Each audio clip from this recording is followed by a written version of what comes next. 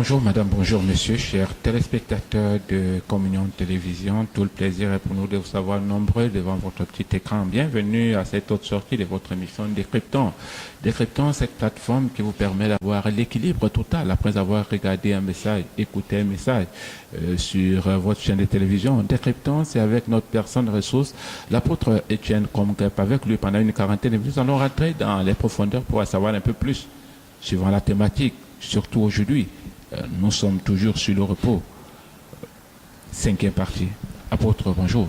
Bonjour Simon, bonjour chers téléspectateurs, que la grâce soit bonne sur vous. C'est un plaisir de vous savoir nombreux à écouter ce que le Seigneur veut encore nous dire en ce jour. Soyez bénis. Alors apôtre, vous êtes assez reposé. Oui, à la déjà grâce que de Dieu. vous sortiez de temps en temps trop saturé avec des programmes si là.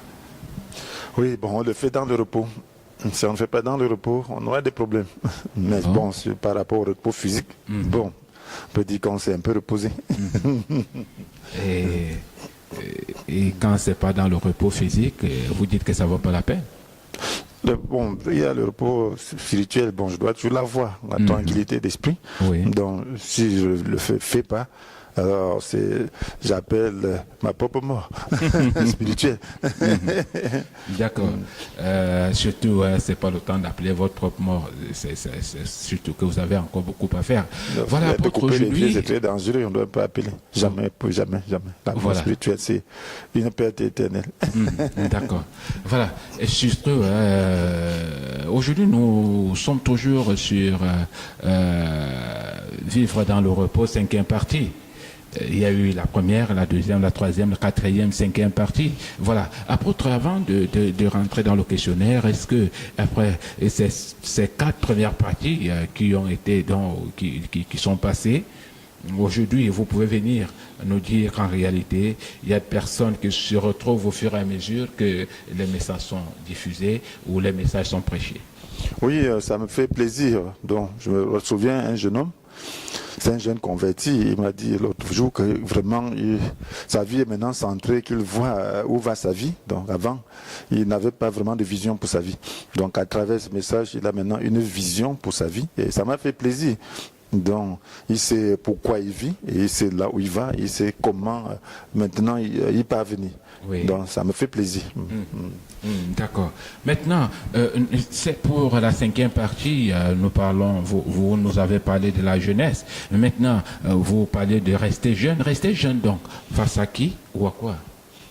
Voilà, donc rester jeune, bon, c'est par rapport à quoi donc? Vous voyez, tout le monde veut être jeune. Donc, alors la jeunesse, c'est quelque chose qu'on veut conserver. Parce que dans la jeunesse, donc, on a ses forces et puis bon, on vit, c'est là qu'on sent qu'on vit. Oui. Donc, et tout le monde veut garder ses forces, personne ne veut les perdre. Donc, je crois que je restais jeune et le souci de beaucoup de personnes, de tout le monde, sinon tout le monde. Donc, on ne tient pas qu'on veut rester enfantin, mais on veut être mûr, mais avec les mêmes forces. Les mêmes capacités, vous voulez dire. Donc les mêmes capacités. Mais bon, on ne veut pas se défaire des parties de sa sagesse qu'on a acquise, ou même des moyens qu'on a acquis, mais on veut quand même être renouvelé dans ses forces. D'accord. Et on veut être renouvelé dans ses forces. Mais maintenant, est-ce que demeurer jeune dépend de la volonté personnelle? Voilà, donc c'est ça qu'il faut comprendre. Donc, il y a cette jeunesse naturelle, cette jeunesse par rapport à la vie physique. Donc, nous parlons donc de la jeunesse par rapport à la vie spirituelle. Donc, alors, rester jeune naturellement, c'est impossible. Mais on peut quand même freiner les effets de vieillissement, on peut ralentir un tout petit peu le vieillissement en adoptant une façon de vivre donc, hygiénique. Donc on peut éviter les excès et donc garder ses forces et puis manger de manière réfléchie. Donc là, on peut ralentir la vieillesse. Mais quand tu as l'aspect spirituel, donc on doit le faire. Donc c'est quelque chose qu'on doit faire. On doit rester jeune. C'est une obligation. C'est ce que Dieu attend de nous. Parce que bon, c'est à peine bref, c'est à cause, c'est par force qu'on accepte, donc c'est par contrainte qu'on accepte le vieillissement. Donc c'est une situation qu'on vit, mais personne ne veut vieillir. Comme on dit, personne ne voudrait mourir. Mais parlant de ralentissement, on peut ralentir son élan de vieillissement, on peut s'abstenir pour vivre, en fait, pour mener une vie saine, pouvant nous donner des capacités en tant qu'homme. Mais maintenant, vous savez que ça devient là une autre paire de manches pour certaines personnes qui, en fait, ne trouvent pratiquement rien à un moment donné, mais qui sont obligés de se bourrer la panse quand il y a possibilité. Oui, c'est ça. La vie est faite de ça, Donc, il y a des choses. Certains riches ne pensent même pas qu'ils doivent manger normalement de manière saine, alors que certains pauvres, s'ils en avaient les moyens, il faut le faire. Donc, la vie est faite de ça. On ne peut pas faire autrement. Le paradis n'est pas d'ici-bas.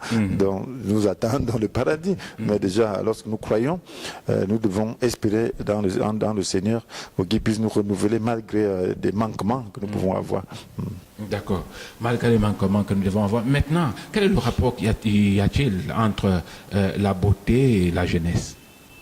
Vous voyez, le jeune, hein, je me souviens, il y a des enfants qui fuient certaines vieilles personnes. Donc, vieilles personnes ont soigné, effrayent les enfants. C'est-à-dire que quand on est vieux, on est lugubre, pas beau à voir. Ça effraie les enfants, donc on n'a plus la fraîcheur d'entendre, donc on a des rides, bref, ça effraie, donc on est plus jovial, donc on ne sait pas si on est fâché ou si on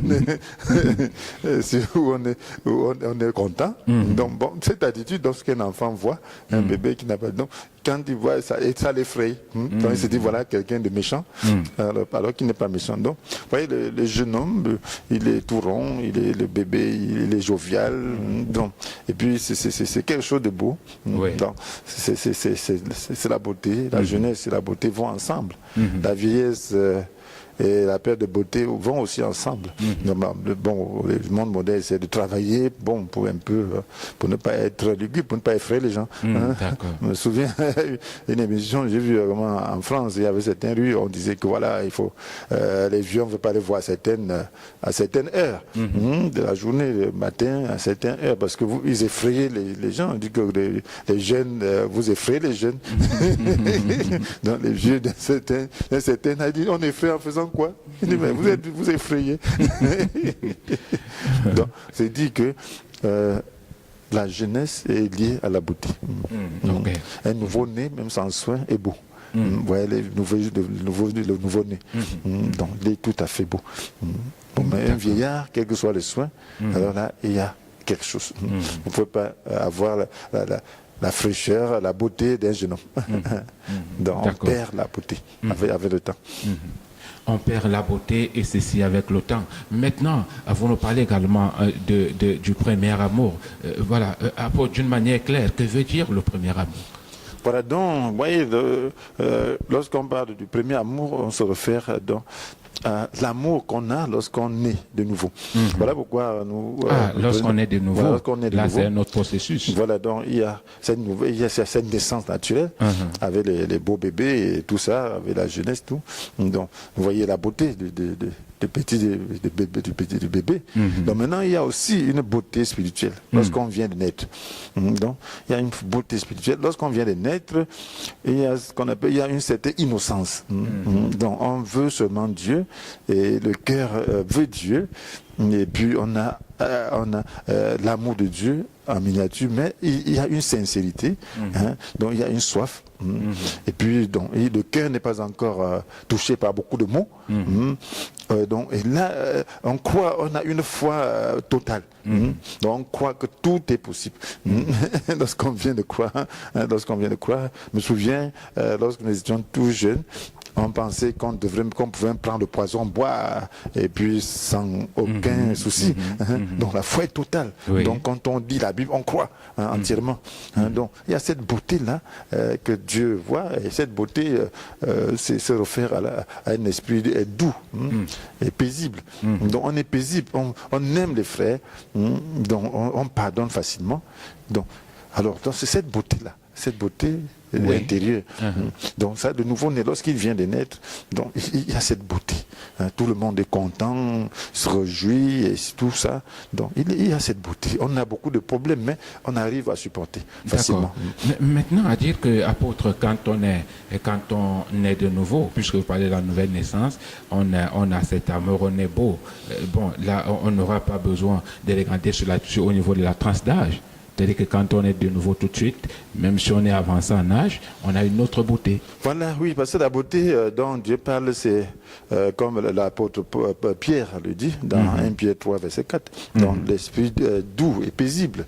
Donc il parle aux femmes. Bon, les femmes s'attachent à la beauté extérieure. Il dit non, c'est pas ça qui est le plus important. Attachez-vous à cette beauté intérieure. Donc ne pensez pas que c'est simplement en étant très belle physiquement que vous plaisez à Dieu. Et vous pouvez aussi plaire à votre mari en travaillant votre intérieur. Oui. Donc cette beauté intérieure est voulue par Dieu, c'est aussi voulu par les hommes. Donc voilà, donc c'est un esprit doux et paisible. Donc cette beauté intérieure est réelle. Donc c'est une beauté morale. Donc vous voyez quelqu'un qu'on agresse qui ne répond pas, c'est tellement beau. Quelqu'un qu'on insulte, il bénit, c'est beau, c'est une beauté. Et Dieu aime ça. Dieu aime, il veut que son peuple puisse manifester son caractère. Vous voyez, Dieu est dans une lumière inaccessible. Donc Dieu est la perfection en matière de beauté. Donc, et lorsqu'on parle de matière de beauté, ceci représente la beauté spirituelle. Donc lorsque nous avons cette beauté spirituelle devant Dieu, c'est un rayonnement.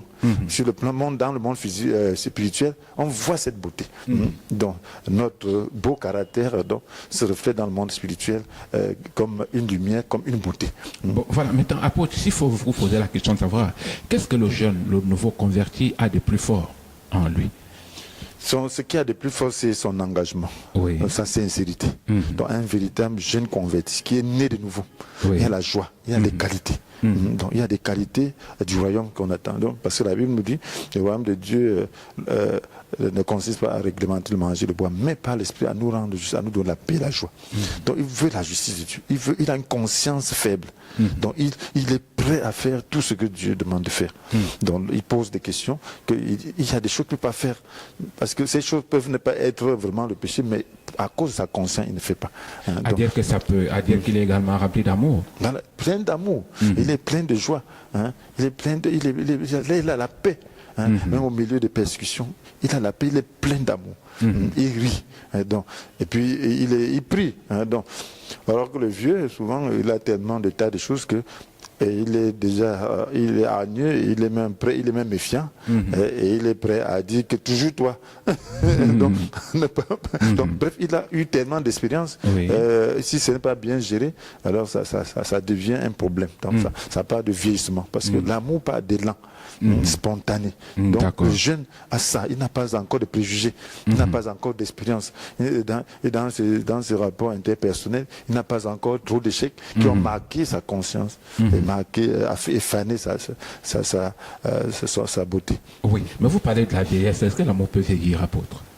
Bien sûr, il y a le temps vieillit, le temps vieillit, peut faire vieillir. En matière d'amour, on peut vieillir dans l'amour. Donc, l'amour, c'est quoi? C'est comme en couple. Vous allez voir des couples, après des années, ils se séparent. Pourquoi? Ça a vieilli. Il n'y a plus l'amour, tu ne m'aimes plus. Tu avais dit que tu allais me dire ceci chaque jour. Où est ça? Il n'y a plus. Il n'y a plus. Pourquoi? Et on prend d'autres résolutions. Pourquoi? Parce que il y a eu, si vous ne savez pas entretenir l'amour, ça va vieillir. Donc il faut entretenir l'amour.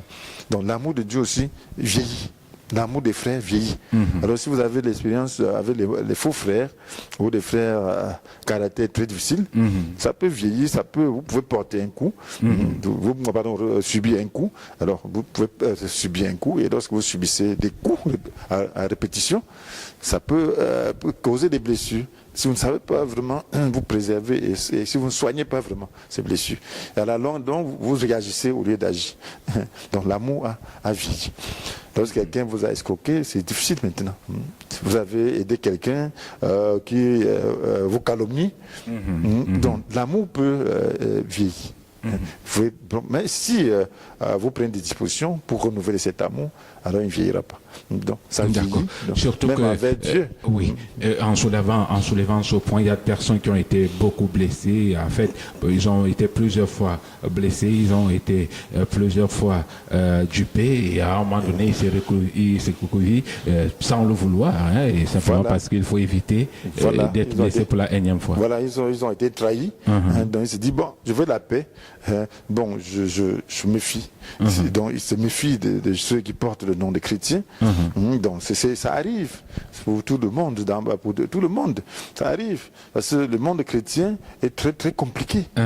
Donc, lorsque les gens vous voyez un chrétien qui ne dit pas la vérité, donc, mais qui dit de gros mensonges pour atteindre ses fins, c'est très dangereux. Donc, la prochaine fois, tu poses la question, est-ce que celui-là est en train de dire la vérité?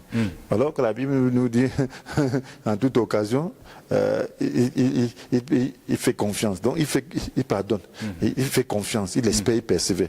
Donc voilà l'amour, les qualités de l'amour. Mais maintenant, quand on ne fait plus confiance, donc c'est déjà la méfiance. Là, ça a vieilli, ça a tiédi. Et même envers Dieu, l'amour peut tiédir. On peut ne plus avoir l'élan du début. Parce que la Bible nous dit que l'amour, que si nous aimons le monde, alors nous n'aimerons plus Dieu. Aimer le monde, c'est haïr Dieu. Donc le monde dans lequel nous vivons peut nous accabler. Donc peut nous tiédir. Nous commençons à l'aimer. Si nous commençons à l'aimer, alors sachons que l'amour de Dieu aussi est en train de tiédir. D'accord. Sachant que l'amour de Dieu est aussi en train de tiédir. Maintenant, que dire de ceux qui vieillissent? Est-ce que quand on vieillit physiquement, cela renvoie également à la vieillesse de l'amour? Est-ce que l'amour, pendant qu'on est en train de vieillir physiquement, on peut également vieillir dans l'amour? Voilà, donc la vieillesse physique n'a rien à faire avec la vieillesse spirituelle. Au contraire, ça devrait apporter quelque chose de plus grand. Donc, ça devait améliorer cette beauté. En réalité, ce que Dieu attend, c'est que plus nous demeurons dans sa présence, plus nous rayonnons de beauté. Donc, et pourtant, les autres les considèrent comme étant les bouddhis. Voilà, donc, parce que c'est très facile de refroidir si on n'est pas avisé. Mais on peut aussi faire mieux en vieillissant. Donc si on fait mieux en vieillissant, c'est ce que Dieu attend.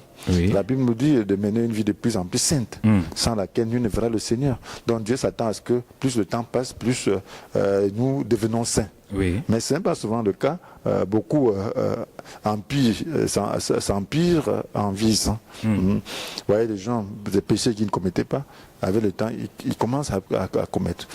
Donc le cœur était sain, il commence à refroidir, et puis son cœur maintenant orienté autrement. Donc c'est pas ça la volonté de Dieu. Bon, il est vrai que c'est un combat spirituel, parce que l'ennemi est aussi là. Il tente. Il a des appâts par-ci par-là. Donc c'est un combat spirituel, dont nous devons donc savoir comment faire pour pouvoir vaincre. Et puis rajeunir et garder notre premier amour. Et même avoir un amour plus grand. D'accord. Avoir un amour plus grand. Maintenant, apôtre, vous dites que l'amour peut s'user. Et de quelle façon? Voilà, il s'use de différentes façons. Issu de différentes façons. Vous voyez l'église de Laodicée. Le Seigneur a dit qu'elle était tiède. Elle n'était ni froide ni bouillante. Donc, sûrement, elle avait commencé bien. Mais maintenant, elle est tiède. Pourquoi? Parce qu'elle dit, bon, je suis riche, je n'ai besoin de rien. Donc, alors on n'a plus de contact avec Dieu, on devient indépendant. On devient indépendant. On peut s'user avec Dieu. Donc, vous voyez que lorsqu'on vient de croire, on croit à la parole de Dieu, à la lettre de la parole de Dieu. Donc maintenant, avec l'expérience, on se rend compte que certaines paroles ne s'accomplissent pas juste automatiquement. Donc c'est contextuel. Bon, et pour certaines choses, on a prié, on n'a pas obtenu de solution, de réponse. Donc on se pose la question, mais est-ce que c'est vraiment ça? L'amour peut refroidir si on n'est pas enseigné par l'esprit, si on n'a pas la compréhension spirituelle du pourquoi. Donc voilà, tu vois, ça va, c'est certains qui ne prient même plus. Parce qu'ils disent, depuis que je prie, Dieu n'exauce pas. Donc est-ce que Dieu exauce les prières? Donc pourquoi? Ça veut dire que l'amour a refroidi. Ne croit plus en sa prière. Donc, en réalité, le problème n'est pas Dieu. Il y a beaucoup de situations beaucoup de situations qui empêchent que Dieu exauce. La Bible nous dit que vous demandez, vous ne recevez pas parce que vous voulez que l'objet de votre demande serve à votre propre plaisir. Voilà autant de choses. Mais quand on est jeune, on ne sait pas qu'il y a tous ces désirs-là, on ne sait pas qu'il y a des passions. On ne sait pas qu'on on peut avoir des ambitions personnelles. Donc, tout ça, on n'a pas encore bien la lumière. Ça veut dire le temps qu'on a la lumière, quand on est enseigné, qu'on a vraiment toute la lumière. Donc, mais si on n'a pas la lumière, l'amour peut refroidir. L'amour peut refroidir. C'est comme en couple. Donc, quelqu'un qui a les mêmes habitudes, il ne change jamais, il ne demande jamais pardon. Ça peut refroidir. À un moment donné, l'autre peut se lasser, que c'est trop. D'accord. Mais s'il demande pardon, s'il fait non, là, ça va. Mais un autre, malgré ça, pourra tenir dans l'amour. D'accord. Mais qu'est-ce qui peut être considéré comme étant une tâche parlant de l'amour apôtre? Voilà, la tâche, c'est, comme je disais tantôt, c'est tout ce que nous pouvons connaître, la saleté. Donc, on peut laisser un bouton, on peut laisser peut-être la tâche. Et puis, donc, le bouton peut être naturel, ça peut être causé par peut-être un moustique et tout. Oui. Donc, ce qui veut dire que nous sommes dans un environnement où nous pouvons être blessés. Donc, maintenant, si la blessure là, nous gérons bien, nous pouvons, ça peut passer inaperçu. D'accord. À dire que l'apôtre, les tâches sont considérées au même titre que les rides? Non, le ride parle de vieillissement dans l'amour, de refroidissement. Mais les tâches, c'est des marques. Et ce sont des marques. Des marques qui peuvent porter préjudice dans l'avenir. Voilà, donc par exemple, quelqu'un t'a offensé, donc ça fait mal. Maintenant, il faut une guérison. Il faut vraiment, il faut quelque chose d'esthétique pour qu'il n'y ait plus de traces, pour que ça ne laisse pas de traces. Donc maintenant, si ça laisse des traces, ça veut dire que tout le temps que tu vois cette personne, tu dis, cette personne est méchante. Ça, c'est des tâches. C'est des tâches. Les circonstances t'ont marqué. Tout le temps que tu es dans une circonstance, ça te revient. Ça, c'est des tâches. Ça, des tâches, ça te revient négativement. Ça, c'est des tâches. Ça, des tâches. Donc, il faut parvenir au point où on oublie. Et surtout qu'oublier, c'est pas très facile quand on parle d'oublier. C'est quelque chose de surnaturel. D'accord. Voilà. Maintenant, apôtre, que ce soit les rides, que ce soit les tâches, que faire pour les éviter? Voilà donc. Que ce soit les rides, que ce soit les tâches. Donc, il y a un remède. Il faut compter sur le Seigneur. Le seul remède, c'est compter sur le Seigneur. Parce que, vous voyez, les produits de beauté sont très chers. Et la beauté spirituelle aussi, ces produits sont très chers. Ça coûte extrêmement cher. Personne ne peut payer. Jésus-Christ seul a payé. C'est le sang de Jésus qui peut produire la beauté, qui peut te produire la beauté spirituelle. Donc la Bible nous dit, si nous prétendons n'être coupables d'aucun péché, nous vivons dans l'illusion et la vérité n'est pas en nous. Mais si nous reconnaissons nos péchés, il est fidèle et juste par conséquent. Il nous pardonne nos péchés et nous purifiera de tout le mal que nous avons commis. Purifier. Donc purifier, le sang nous purifie. Donc nous devons donc compter sur le Seigneur. Sans cette foi, c'est impossible de garder sa jeunesse. Donc, vous voyez, dans Ésaïe 40, verset 30, nous dit que les jeunes gens se lassent et s'épuisent. Même les robustes gaillards tombent. Mais ceux qui comptent sur l'Éternel renouvellent leurs forces. Ils prennent leur envol comme de jeunes aigles. Sans se lasser, ils courent. Ils marchent en avant et ne s'épuisent pas. Donc, ils ne s'épuisent pas. Donc, ça veut dire que si on compte sur le Seigneur, alors il y a quelque chose il y a une grâce. Compter sur le Seigneur, c'est compter sur sa parole. Est-ce qu'il a donné une parole par rapport à notre maintien dans le premier amour? Oui. Il a dit, nous vivons dans un contexte où nous pouvons facilement être blessés, où le mal a grandi, où les gens ont des problèmes. Et ces problèmes donc, peuvent nous affecter parce que nous avons des relations. Donc, maintenant, le Seigneur dit que là où le péché a proliféré, la grâce a surabondé. Pour que, comme le péché a régné par la mort, que de même la grâce règne par la justice pour nous conduire à la vie éternelle par Jésus-Christ notre Seigneur. Donc la grâce, c'est une puissance qui nous donne la justice de Dieu, donc qui opère pour pouvoir ôter les rides, pour pouvoir enlever les tâches, pour pouvoir ôter tout défaut. Si nous croyons, Ceux qui comptent sur l'Éternel renouvellent les forces. Donc ça veut dire que si nous croyons, notre force spirituelle, notre volonté sera renouvelée. Donc nous serons toujours renouvelés à dire que bon, je lui fais toujours confiance malgré ce qu'il a fait. Bon, je lui pardonne malgré la trahison. Bon, il y a des faux frères, mais il y en a aussi de vrais. Donc tout ça nous évite d'être méfiants. Mais c'est ça qui est donc difficile, apôtre. Voilà, c'est ça qui est trop difficile dans la vie de l'être humain. Arriver au niveau où il peut oublier et effacer totalement cela de son cœur. Parce que quand on essaie un peu de faire les stats, on se rend compte qu'il y a des personnes qui ont dit verbalement qu'ils ont oublié, mais difficile dans le cœur. Si ça va pour ça, voilà pourquoi il faut compter sur le Seigneur, sur sa grâce. Donc sa grâce opère. Oui, c'est une puissance qui opère pour rendre l'impossible possible. Donc, du point de vue humain, c'est impossible. Mais du point de vue de Dieu, c'est possible. Tout est possible à celui qui croit. Donc, si nous croyons que c'est possible, ce sera possible. Mais si nous croyons que c'est impossible, ce sera impossible. Donc, je crois que c'est possible. Et par l'expérience, j'expérimente cela à un certain niveau. Je crois. Il y a des gens qui m'ont fait du mal. Il faut sentir, peut-être à un moment là tu vois que c'est un assassin. Donc, mais la grâce de Dieu, ce Seigneur regarde, il dit regarde, les gens m'ont percé. Imagine-toi, j'étais à la croix, je n'avais rien fait. Je descends de mon trône, je viens, je m'enferme dans une chair, je me fais malheureux. Et les gens, ceux pour qui je suis en train de mourir m'insultent. Imagine-toi. Imagine-toi quelqu'un en qui j'ai confiance qui me trahit. Il mange avec moi, il me trahit. Quand j'ai vu ça, je me suis mis à la place du Seigneur. C'était fort. Mais lui, il a dit, pardonne le gars, ils ne savent pas ce qu'ils font. Donc quand tu dis ça, quand tu vois ça, la grâce de Dieu pénètre ton cœur. Et tu vois que tu as l'obligation. La Bible dit, si tu ne pardonnes pas, tu ne seras pas aussi pardonné. Donc maintenant, tu as l'obligation de dépendre de Dieu pour pouvoir pardonner. Et là, maintenant, tu dépends de sa grâce. Tu dis, Seigneur, ça me fait mal, mais il faut que je pardonne.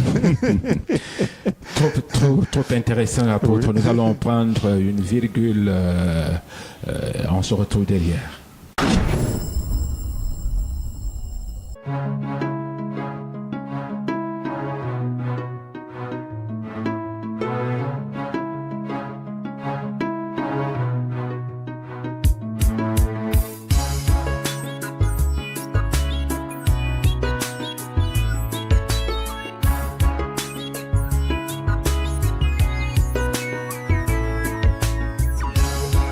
Ma plus belle histoire, tu m'as fait sortir du cauchemar, tu es mon libérateur, tu es éloigné de moi la peur, tu es celui qui m'a aimé, quand bien même j'ai été rejeté, tu es l'espoir de l'humanité, pour avoir la vie.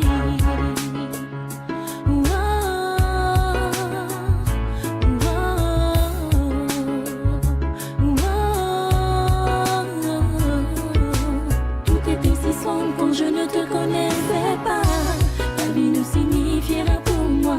Je disais que j'avais le temps de vivre ma vie, profiter des instants présents autour de moi. La tristesse m'envahissait, le bonheur jour après jour se flétrissait. Je cherchais l'amour que l'homme ne pouvait donner, mais en toi Jésus je l'ai trouvé. Tu es ma plus belle histoire, tu m'as fait sortir du cauchemar. Jésus, tu es mon libérateur, tu es éloigné de moi la peur. Jésus, tu es celui qui m'a aimé. Jésus, oh bien même j'ai été rejeté. Jésus, tu es l'espoir de l'humanité, pour avoir la vie.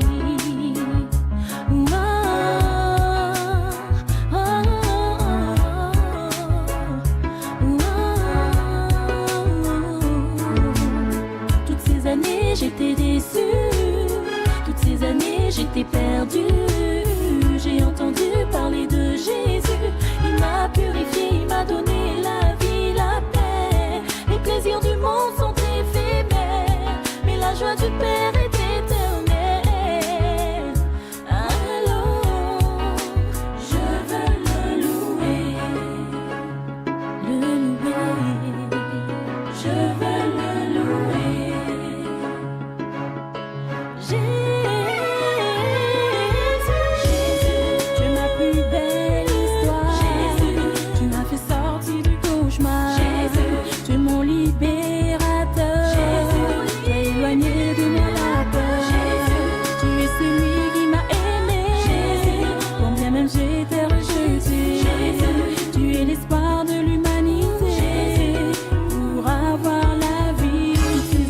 j'étais déçue.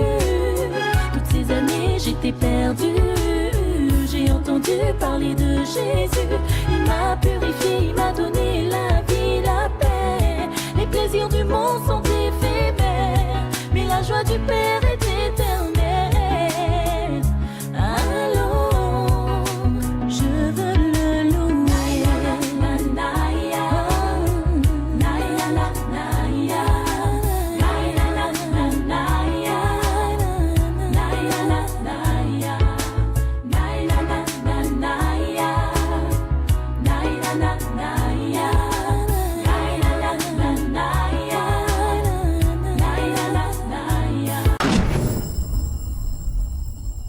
Retour dans ce studio après cette virgule. Mesdames, Messieurs, chers téléspectateurs, si vous venez de vous connecter à l'instant, vous êtes bel et bien sur Communion Télévision.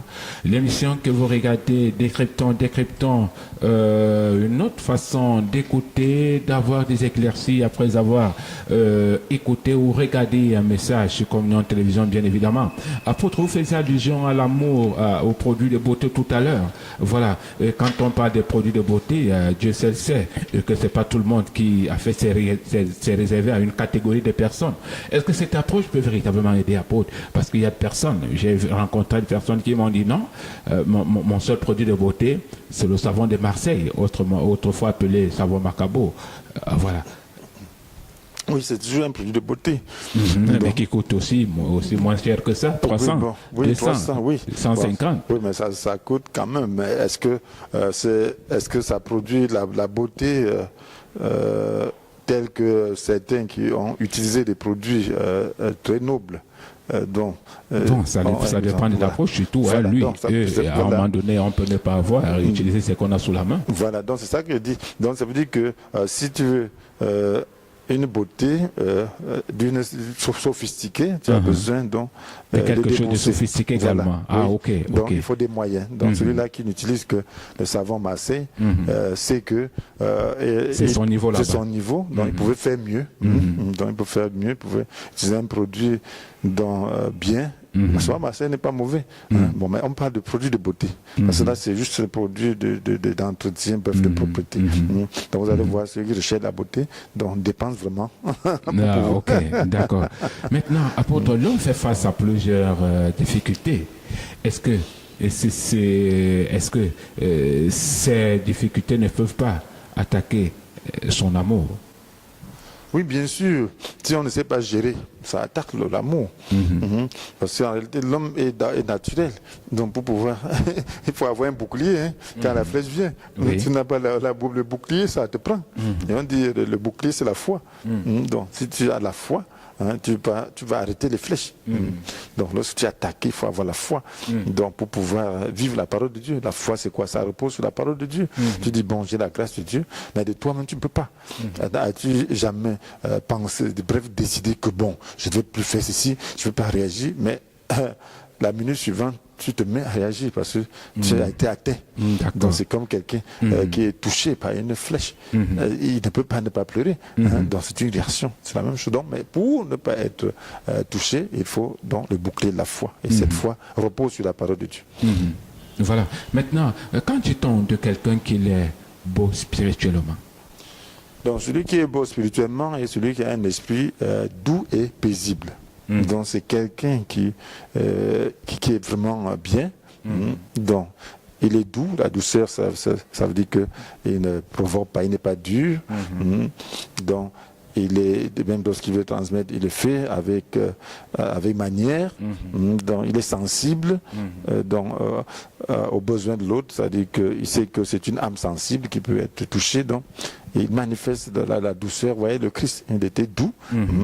Donc il était doux, paisible. Donc paisible, ça veut dire qu'on ne cherche pas la guerre. Ouais, il y a des gens qui cherchent la guerre. Même ils sont toujours négatifs. Donc même s'ils devaient te dire quelque chose de bien, c'est toujours la guerre. Donc ils ne tiennent pas compte que, alors en disant ceci, alors ça peut provoquer la guerre. Donc voilà. Donc ça c'est pas beau du tout de toute façon. Mais ce qui est beau, c'est un bon caractère. C'est un bon caractère. Donc c'est ça qui est beau. D'accord.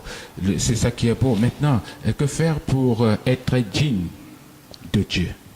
Voilà, digne de Dieu, bon, je ne dis pas du beau caractère, digne de Dieu, ça veut dire que on peut représenter Dieu. Dieu peut être fier de soi. Donc, digne de Dieu, voilà, tu vas voir un parent qui va dire à son fils, tu n'es pas digne de moi.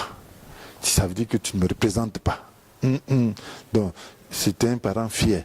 Mais il voit l'agissement de ses fils et de son fils, il voit sa manière de faire. Peut-être c'était un parent qui a les moyens. Son fils marche, il porte des haillons, ou il s'en va faire le clochard. Donc, il dit, tu n'es pas digne de moi. Ça veut dire que tu ne me représentes pas. Oui. Donc, quand on te voit, ce n'est pas moi. Donc, quand on dit digne de Dieu, ça veut dire qu'on représente Dieu. Donc, on voit la beauté de Dieu. C'est comme Jésus, il était la véritable lumière qui, en venant dans le monde, éclaire le monde. Oui. Donc, il est venu éclairer les ténèbres. On sait que Dieu est lumière. Donc, lorsqu'il est venu, ses qualités morales le rendaient digne de Dieu. D'accord.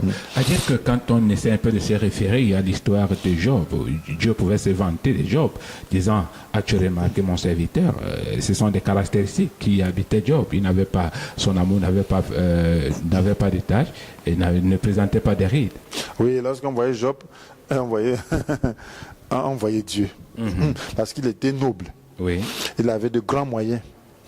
Mais il n'utilisait jamais ces moyens pour brimer ou opprimer les gens. Et il n'a pas obtenu ces moyens en arrachant, en oppressant. Donc, et malgré ces moyens, il était humble. Donc, il jugeait avec objectivité et il jugeait avec vraiment un cœur honnête.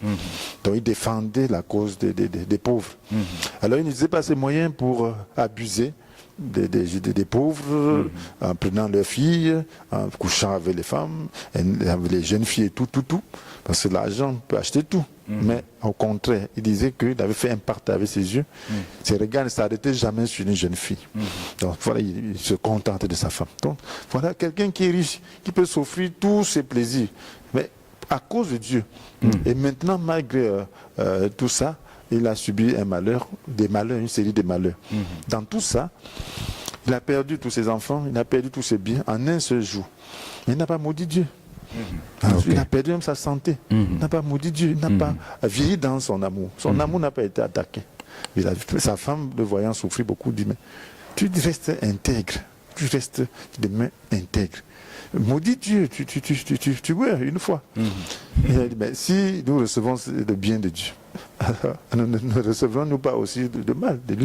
Donc, il était sûr que son problème venait de Dieu. Bon, Dieu, si tu me frappes, je ne sais pas pourquoi, mais j'accepte aussi. Donc, il a accepté Dieu, malgré qu'il a soupçonné Dieu de lui faire du mal. Même quand il est entré dans le tourment, il est resté intègre. Donc, il soupçonne Dieu d'être l'auteur de ses tourments. Et malgré ça, il dit, je t'aime, même tout comme tu me fais du mal pour lui.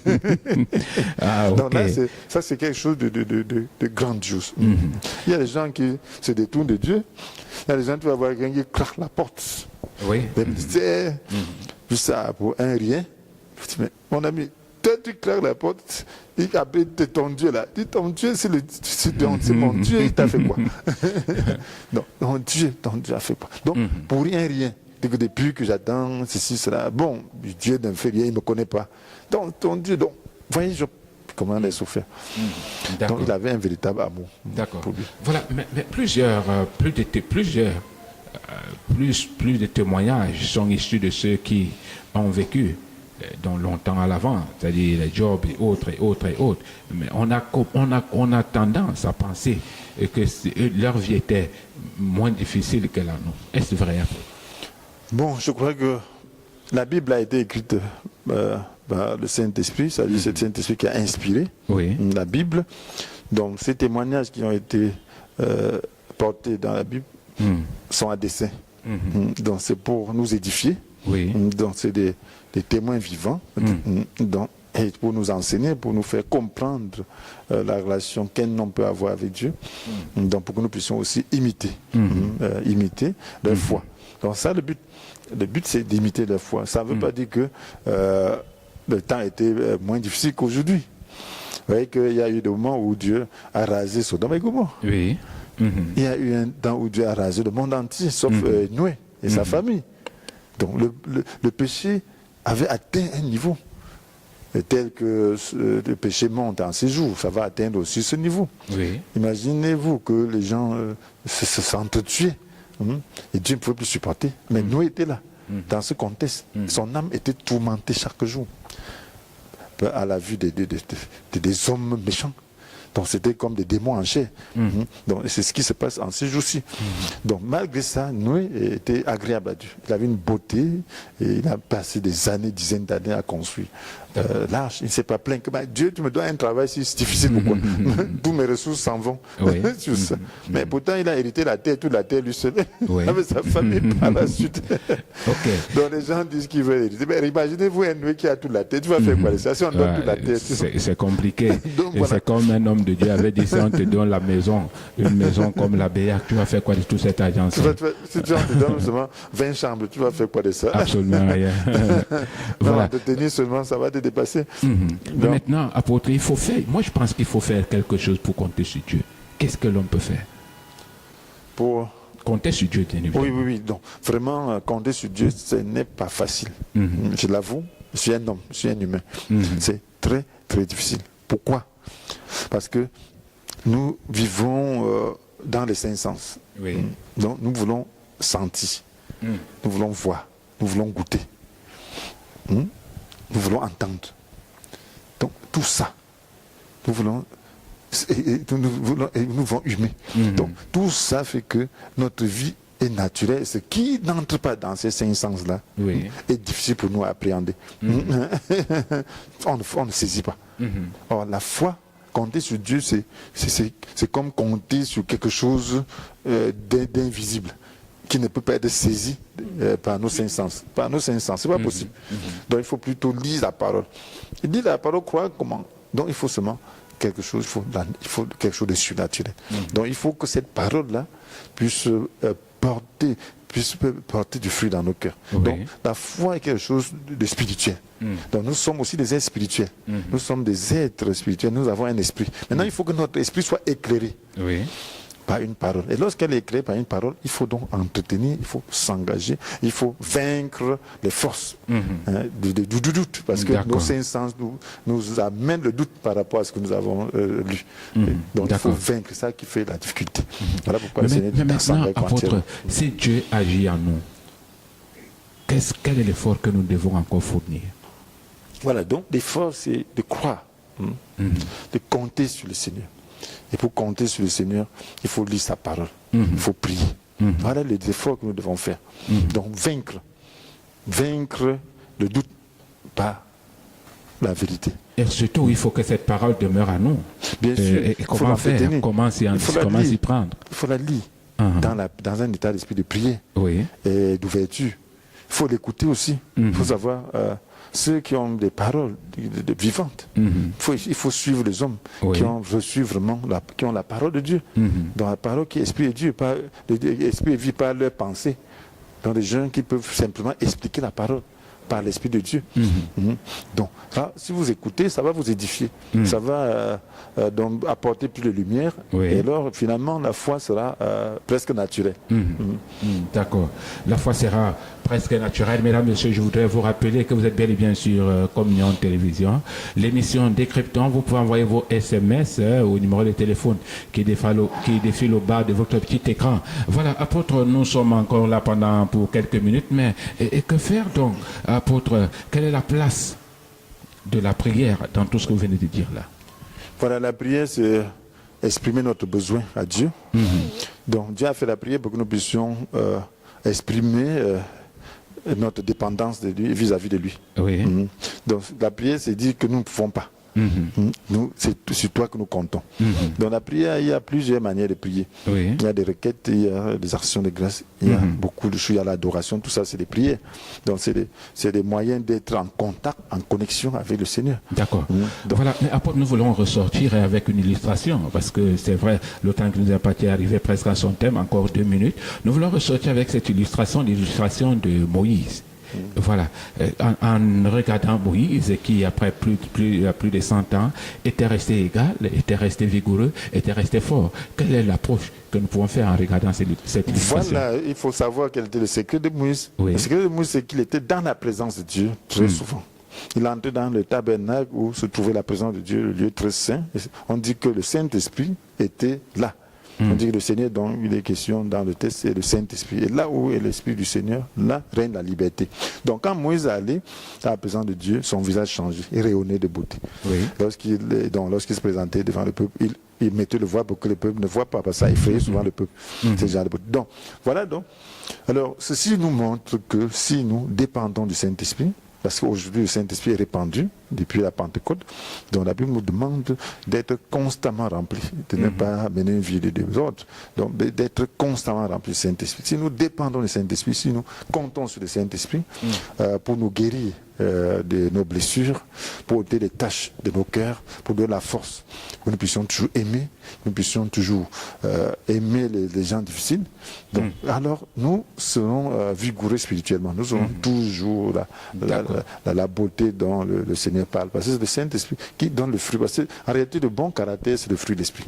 Oui. C'est ce que la Bible nous dit. Le fruit de l'Esprit, c'est l'amour, la paix, la joie et tout ça. Donc ça, c'est le caractère de Christ. Donc c'est de l'Esprit qui manifeste en nous. Donc si nous restons attachés au Saint-Esprit, dépendants de l'Esprit, parce que l'Esprit ne travaille que si nous manifestons notre faiblesse, nous manifestons notre incapacité. C'est pour ça que Paul dit que c'est lorsque je suis faible que je suis réellement fort. Donc, voilà le moyen de pouvoir dépendre de l'Esprit pour rester jeune et rester dans son amour. D'accord.